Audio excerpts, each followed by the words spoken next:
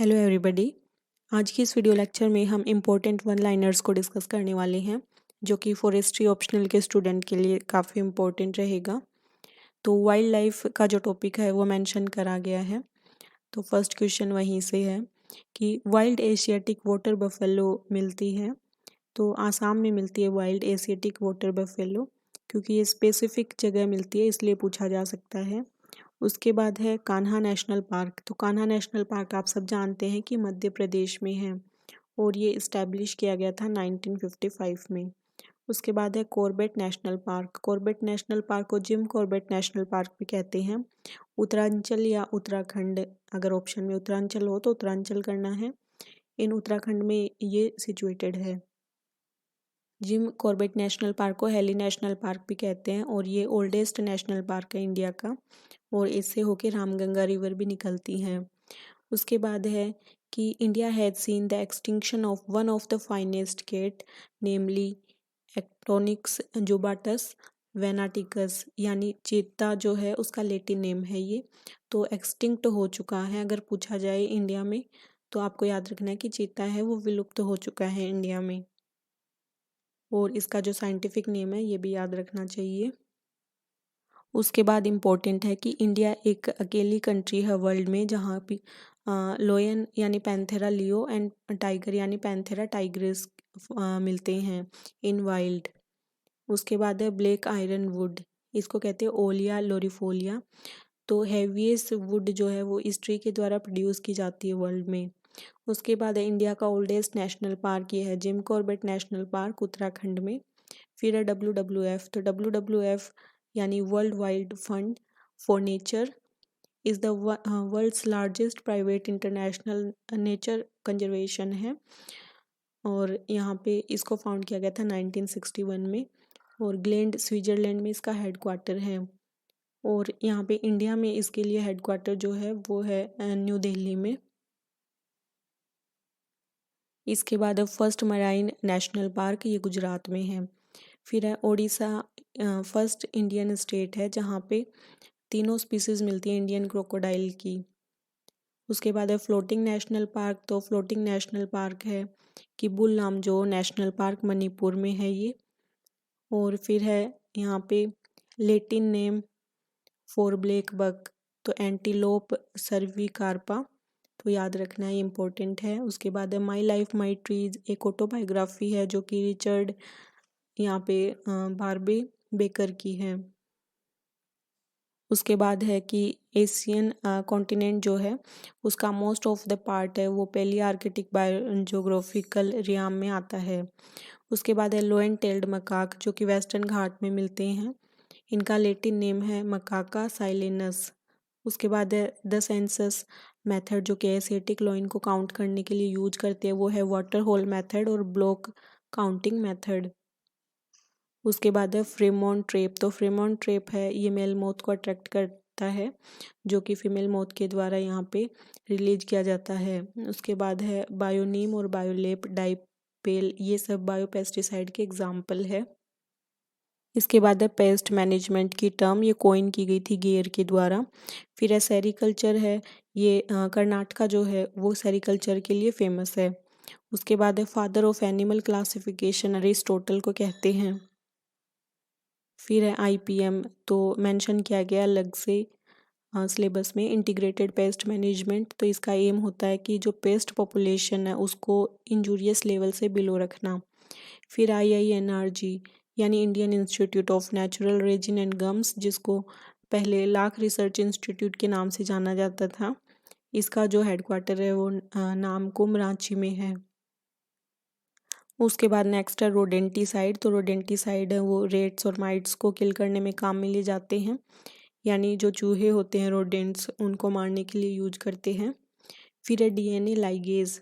तो वैसे तो हम इन सबको डिस्कस कर चुके हैं लेकिन एक बार वन लाइनर के पर्सपेक्टिव से इनको देख रहे हैं। तो DNA लाइगेज एक एंजाइम है जो कि यूज़ लिया जाता है फ्रेगमेंट्स को जॉइंट करने के लिए इन नॉर्मल DNA रेप्लिकेशन। फिर है पॉलीप्लॉइडी। तो polyploidy refers to an individual with complete extra set of chromosomes. फिर है जर्म प्लाज्मा थ्योरी। तो इम्पोर्टेंट है कि जर्म प्लाज्मा अलग से मेंशन करा गया है। तो ये थ्योरी दी गई है वेस्टमैन के द्वारा। फिर एमिनो एसिड्स जो हैं वो आपस में जॉइन किए जाते हैं together in protein bye peptide bonds. उसके बाद है यहाँ पे आयोनाइजिंग होगा, आयोनाइजिंग रेडिएशन है वो डायरेक्टली कोज कर सकता है म्यूटेशन। उसके बाद है कि process of making RNA from DNA is known as transcription. फिर क्रोमेटिन है वो डीएनए आरएनए एंड प्रोटीन से मिलके बना होता है। उसके बाद इम्पोर्टेंट है वर्ल्ड वेटलैंड डे 2 फरवरी को मनाते हैं। इसके बाद वर्ल्ड बैम्बो डे, तो 18 सितंबर को वर्ल्ड बैम्बो डे होता है। फिर world international day for biological diversity 22 मई को मनाते हैं। तो यहाँ से क्वेश्चन एनवायरमेंटल साइंस के ऑप्शनल पेपर में पूछा गया, 2 क्वेश्चंस यहाँ से पूछे गए हैं। तो काफ़ी आसान पेपर वो था और हमारे नोट्स में से भी काफ़ी सारे क्वेश्चन हैं वो एनवायरमेंटल साइंस के पेपर में देखने को मिलेंगे आपको। तो फॉरेस्ट्री का पेपर देने से पहले एक बार आप एनवायरमेंटल साइंस का जो पेपर है उसका सोल्यूशन ज़रूर देख लीजिएगा, क्योंकि उससे भी आपको थोड़ी हेल्प हो सकती है, कुछ क्वेश्चन वहाँ से पूछे जा सकते हैं। हाँ, क्योंकि फॉरेस्ट्री के में 2 जो यूनिट्स हैं वो एनवायरमेंटल साइंस की भी मेंशन करी गई हैं। उसके बाद है फॉरेस्ट मार्टायर्स डे, तो फॉरेस्ट मार्टायर डे है 10 नवंबर को और वर्ल्ड फॉरेस्ट्री डे 21 मार्च को, तो इम्पोर्टेंट है ये।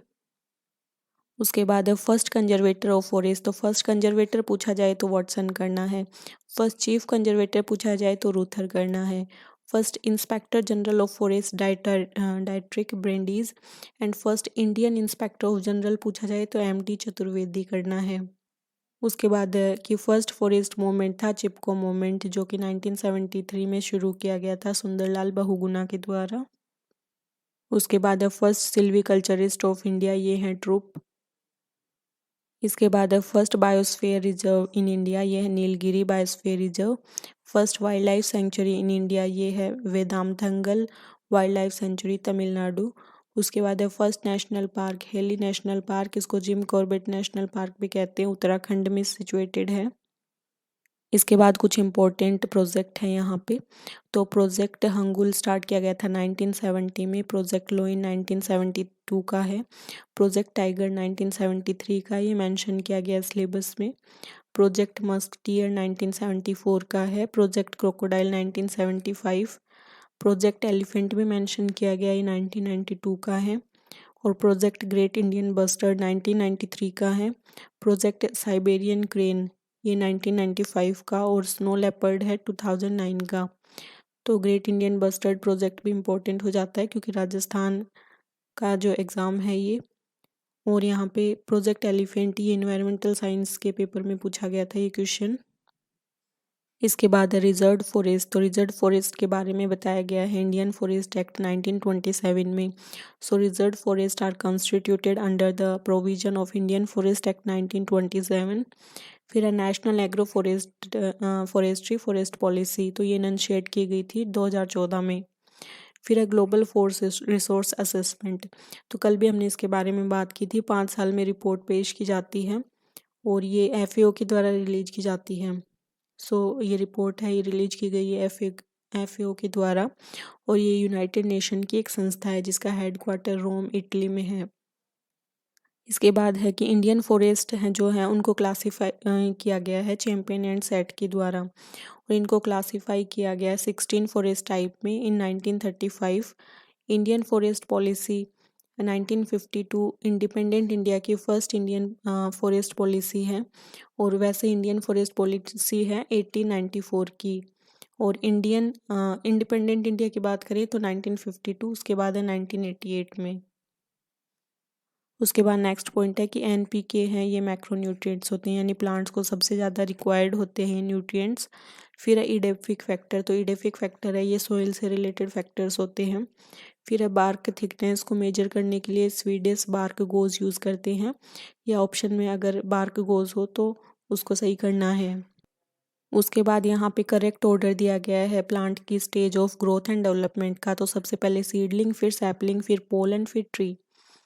फिर उसके बाद ये दोबारा रिपीट हो गया है bark thickness Swedish bark gauge. फिर है मैक्सिमम फॉरेस्ट एरिया जो इंडिया में है वो ट्रॉपिकल ड्राई डेसिडियस के अंतर्गत आता है, तो ये क्वेश्चन भी एग्जाम में पूछा गया था इन्वायरमेंटल साइंस के। तो वहाँ पे ट्रॉपिकल ड्राई डेसिडियस फॉरेस्ट है, ऑप्शन में नहीं था। तो अगर ऑप्शन में नहीं हो तो मॉइस्ट डेसिडियस फॉरेस्ट करना आपको, ट्रॉपिकल मॉइस्ट डेसिडियस फॉरेस्ट।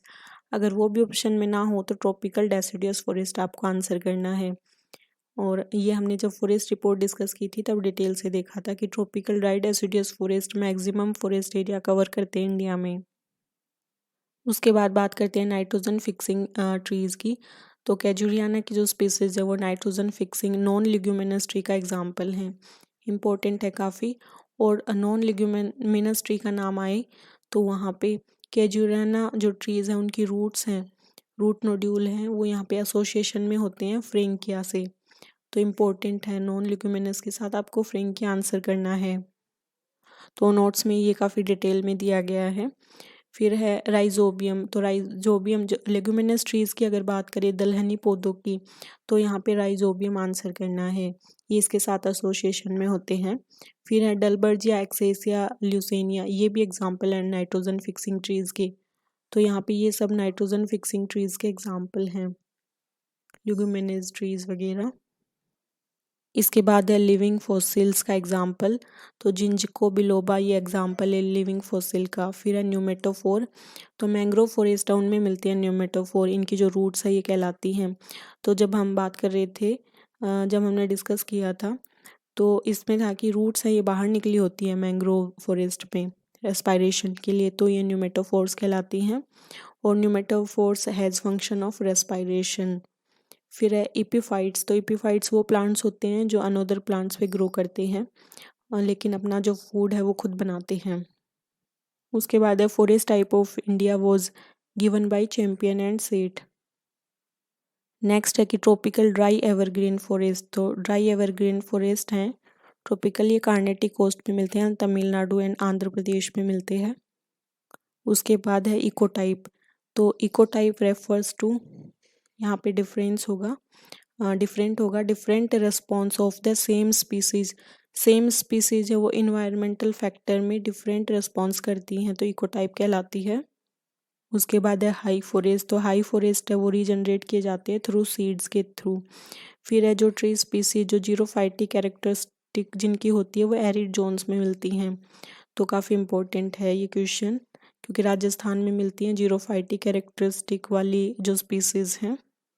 इसके बाद है national waste land development board, ये 1985 में एग्जिस्टेंस में आया। इसके बाद है नेशनल वाटरशेड डेवलपमेंट प्रोग्राम। तो ये यहाँ पे लॉन्च किया गया है रूरल एरिया के लिए 1995 में। काफ़ी इम्पोर्टेंट है, वाटरशेड की डेफिनेशन से भी इन्वायरमेंटल साइंस में क्वेश्चन पूछा गया था। तो अपने जो नोट्स हैं इनसे काफ़ी सारे क्वेश्चन इन्वायरमेंटल साइंस के ऑप्शनल पेपर में थे। फिर है यहाँ पे लोयल टिम्बर ऑफ पुअर्स कहा जाता है प्रोसिपस को। नेक्स्ट है central arid zone research institute यानी काजरी, ये लोकेटेड है जोधपुर में। फिर है ग्रीन गोल्ड। तो बैम्बो को कहते हैं ग्रीन गोल्ड। उसके बाद है कि शेल्टर बेल्ट जो होते हैं उनमें ratio of height and width रफली अगर एस्टिमेट करें तो 110 होता है हाइट एंड विड्थ में। फिर है कि एक वेल डिज़ाइन किया गया विंड ब्रेक है वो प्रोटेक्शन कर सकता है 25 times of its heights towards leeward side. Next question है जेएफएम से related. JFM joint forest management evolve in early 1970, Paschim Bengal के अराबारी डिस्ट्रिक्ट से स्टार्ट किया गया था। इसके लिए मैंने अलग से एक वीडियो भी बनाया था। और ये क्वेश्चन भी इन्वायरमेंटल साइंस के ऑप्शनल पेपर में पूछा गया कि जेएफएम में गवर्नमेंट और लोकल पीपल है वो आपस में मिलके काम करते हैं। इसके बाद है टोंगिया। टोंगिया एक बर्मीज वर्ड है। फिर है झूमिंग। तो झूमिंग है वो शिफ्टिंग कल्टीवेशन को ही कहते हैं। उसके बाद है कंपोनेंट्स, यहाँ पे है कंपोनेंट्स ऑफ सोशल फॉरेस्ट्री। तो farm forestry, extension forestry, recreational forestry, ये सब एग्जाम्पल है सोशल फॉरेस्ट्री के। इसके बाद है केयरिंग कैपेसिटी। तो केयरिंग कैपेसिटी रिलेटेड है इम्प्रूवमेंट ऑफ ग्रासलैंड से, तो इसको डिस्कस कर चुके हैं पीडीएफ में। फिर है tree planted in Silvi agriculture should be oriented in east west direction में ओरिएंटेड होनी चाहिए ये। उसके बाद काफ़ी इम्पोर्टेंट है रोहिड़ा के बारे में। तो हमारे राजस्थान का स्टेट फ्लावर है राजस्थान का। तो यहाँ पे रोहिड़ा का जो साइंटिफिक नेम है वो टेकोमेला उंडुलेटा है। इज ए ट्री स्पीसीज जो कि रोहिड़ा नाम से जानी जाती है लोकली। थार डेजर्ट में मिलती है, इंडिया और पाकिस्तान में पाई जाती है। फिर है protection and reforestation of degraded forest with the involvement of local people. तो ये जॉइंट फॉरेस्ट मैनेजमेंट कहलाता है, यानी लोकल पीपल के साथ को इन्वॉल्व करके गवर्नमेंट यहाँ पे जो प्रोटेक्शन और रिफॉरेस्टेशन का काम करती है। उसके बाद है कि institute of tropical forestry situated है प्यूर्टो रिका में।